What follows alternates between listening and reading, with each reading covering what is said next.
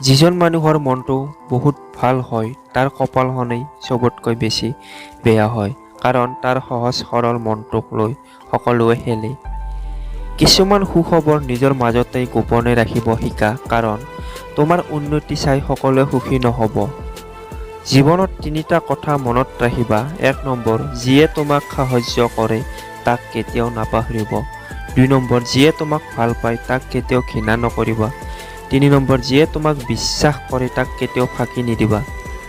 মন আৰু মেজাজ সকলো সময়তে ঠাণ্ডা ৰাখিব। মনত ৰাখিব, লোৱা ঠাণ্ডা অৱস্থাতেই বেছি মজবুত হয়। গৰম হ'লে তাক মানুহে সহজে যিকোনো আকাৰ দিব পাৰে। যিমানে খং কৰক, যিমানেই গালি দিয়ক, তোমাক চবতকৈ বেছি ভাল পায় তোমাৰ মা-দেউতা। মানুহৰ শৰীৰৰ চবতকৈ সুন্দৰ অংগ হ'ল মন, আৰু সেয়াই যদি অপৰিষ্কাৰ হয় তেনেহ'লে ধুনীয়া চেহেৰা থাকি লাভ কি? চবতকৈ কঠিন কাম হৈছে নিজক চিনা, আৰু চবতকৈ সহজ কাম হৈছে আনক উপদেশ দিয়া।